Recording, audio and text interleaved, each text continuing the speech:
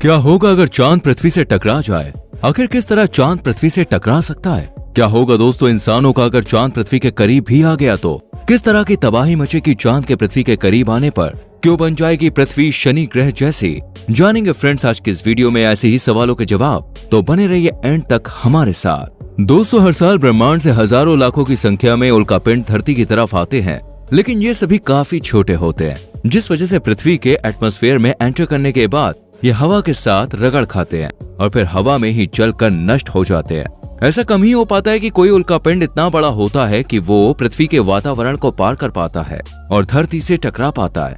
लेकिन जरा सोचिए, अगर चांद पृथ्वी से टकरा जाए तो क्या होगा? ऐसे लोग जो साइंस में दिलचस्पी रखते हैं उनके मन में इस तरह के सवाल जरूर उठते हैं। लेकिन उससे पहले दोस्तों सवाल ये उठता है कि आखिर अब तक चांद पृथ्वी से क्यों नहीं टकराया? तो चलिए सबसे पहले हम साइंस के कुछ बेसिक्स पर नजर डालते हैं, ताकि हम ये समझ सकें कि किस तरह चांद पृथ्वी से एक दूरी पर बना रहता है, ना तो पृथ्वी के नजदीक आता है और ना ही पृथ्वी से दूर जाता है। तो दोस्तों देखिए, ये बात तो आप जानते हैं कि पृथ्वी का अपना गुरुत्वाकर्षण बल होता है, यानी कि ग्रेविटेशनल फोर्स, जिस वजह से धरती हर चीज को अपनी ओर खींचती है। जैसे हवा में कोई बॉल फेंकी जाती है तो वो ग्रेविटी की वजह से ही धरती पर गिरती है, या कोई भी चीज अगर ऊंचाई से छोड़ी जाती है तो वो धरती पर ही गिरती है। इसी तरह दोस्तों ग्रेविटेशनल फोर्स चांद को भी अपनी तरफ खींचती है, लेकिन किसी वजह से चांद पृथ्वी की तरफ किसी चीज की तरह नहीं खींचता, बल्कि पृथ्वी से एक दूरी पर बना रहता है और पृथ्वी के चारों ओर घूमता रहता है। जिस दूरी पर ये घूमता है उसे कक्ष यानी कि ऑर्बिट कहते हैं। लेकिन ऐसा होता क्यों है ये भी जान लीजिए। अगर दोस्तों किसी चीज को आसमान में फेंका जाए तो वो चीज उतनी ही ऊंचाई तक जा पाती है जितनी स्पीड से उसे फेंका जाता है, लेकिन फिर उसकी स्पीड कम हो जाती है और आखिर में वो चीज वापस धरती पर आ जाती है। और फिर से सवाल खड़ा होता है दोस्तों, आखिर स्पीड कम क्यों होती है? वही जब उसे एक स्पीड से फेंका गया था तो उसे तो चलते ही जाना चाहिए। दरअसल दोस्तों किसी भी चीज की स्पीड कम होने की वजह होता है फ्रिक्शन फोर्स यानी कि घर्षण बल। ये फोर्स किसी चीज पर हमारे एटमॉस्फेयर की वजह से लगता है, जिसकी वजह से किसी भी चीज की स्पीड कम हो जाती है और वो धरती पर आ गिरती है या फिर वापस आ जाती है। लेकिन दोस्तों यही वातावरण अगर मौजूद ना हो तो किसी चीज को एक बार फेंक देने पर वो फिर से वापस धरती पर नहीं आएगी। जैसे कि आपने मूवीज वगैरह में भी देखा होगा कि जब स्पेस में रॉकेट पहुंचता है तो एक समय के बाद वो ग्रेविटी से फ्री हो जाता है, उस पर पृथ्वी का ग्रेविटेशनल फोर्स लगता ही नहीं है। इसकी वजह है कि वो पृथ्वी के ग्रेविटेशनल फोर्स से बाहर निकल चुका होता है। दूसरी वजह है स्पेस में एयर या एटमॉस्फेयर वगैरह कुछ भी ना होने की वजह से वहां पर किसी भी तरह का फ्रिक्शन नहीं होता है। अब दोस्तों बात करें चांद की, तो यही सब कुछ होता चांद के साथ भी है। स्पेस पर चांद में किसी भी तरह का फ्रिक्शन नहीं होता है, जिसकी वजह से वो पृथ्वी के चारों ओर चक्कर लगाता रहता है। वो ना तो पृथ्वी के पास आता है और ना ही पृथ्वी से दूर जाता है। अब चलिए लौट कर आते अपने सवाल के जवाब पर, यानी कि असल मुद्दे पर कि आखिर क्या होगा अगर चांद धरती से टकरा जाए। इस बारे में दोस्तों सबसे पहले ये जान लेते हैं कि ऐसा तो भाई बिल्कुल भी नहीं होगा जब तक कि किसी तरह का कोई बहुत बड़ा स्पेस एक्सीडेंट नहीं होता। लेकिन अगर मान लीजिए कि कुछ गड़बड़ हो भी जाती है और चांद पृथ्वी की तरफ आने लगता है तो क्या होगा?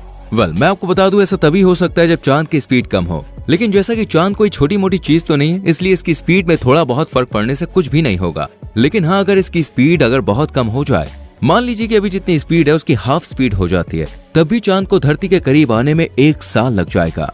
इतना वक्त इसलिए लगेगा क्योंकि चांद पृथ्वी के चारों ओर 3683 किलोमीटर पर आवर की स्पीड से चक्कर लगाता है और पृथ्वी से चांद की दूरी 3,84,400 किलोमीटर है। ऐसे में अगर चांद की स्पीड कम होती है तो पृथ्वी की ग्रेविटी की वजह से चांद पृथ्वी के करीब धीरे धीरे पृथ्वी के चक्कर लगाते हुए आएगा। अब आपको बताते कि चांद कैसे करीब आएगा और उसके करीब आते आते क्या होगा। तो दोस्तों पहले महीने में चांद की पृथ्वी से दूरी घटेगी और वो 2 लाख किलोमीटर की दूरी पर आएगा। ऐसे में दोस्तों चांद की वजह से पृथ्वी के जमीन वाले हिस्सों पर तो कोई असर नहीं पड़ेगा, लेकिन सागरों की लहरों पर इसका थोड़ा असर पड़ेगा। जैसे कि हम जानते हैं कि चांद की अपनी ग्रेविटी है, तो चांद के ग्रेविटेशनल फील्ड की वजह से सागरों की लहरें 3 से 5 मीटर तक ऊंची उठने लगेंगी। देखने में तो 3 से 5 मीटर की ऊंचाई ज्यादा नहीं है, लेकिन इस ऊंचाई को आप नदियों में बढ़ने वाले वाटर लेवल से कंपेयर करें तो आप समझ सकते हैं कि 3 से 5 मीटर की ऊंचाई लहरों की वजह से भी काफी तबाही मचाएगी। दुनिया भर में जितने भी समुद्र के किनारे पर बसे शहर या देश हैं, वो सभी इनके हाई टाइड्स की वजह से डूब जाएंगे। अब चलिए चलते हैं दूसरे महीने में और चांद को 2 लाख की दूरी से पहुंचाते हैं 1,33,000 किलोमीटर की दूरी पर। जब दोस्तों चांद पृथ्वी से इस दूरी पर होगा तब समुद्री लहरों की ऊंचाई 5 मीटर से ज्यादा पहुंच जाएगी, जिस वजह से समुद्र के किनारे पर जो कुछ भी होगा ना, वो सभी कुछ पूरी तरह से तबाह हो जाएगा, फिर चाहे वो शहर हो या फिर कोई देश। और जो छोटे छोटे आइलैंड दुनिया भर में है उनका तो शायद नामो निशान भी ना रहे।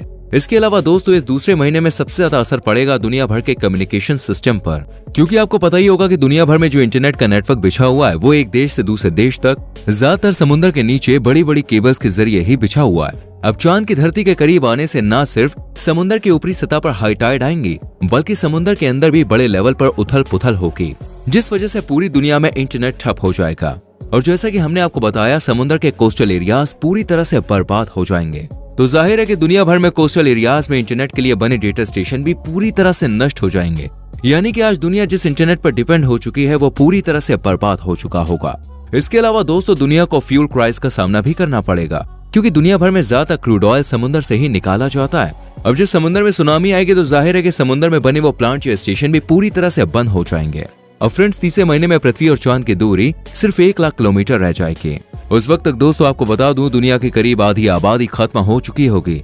इसकी सबसे बड़ी वजह यह है कि दुनिया में जहां एक तरफ बहुत से देश आइलैंड से मिलकर बने हैं वो पूरी तरह से नष्ट हो जाएंगे। इसके अलावा दुनिया भर में दुनिया की ज्यादातर आबादी समुद्र किनारे ही बसी हुई है।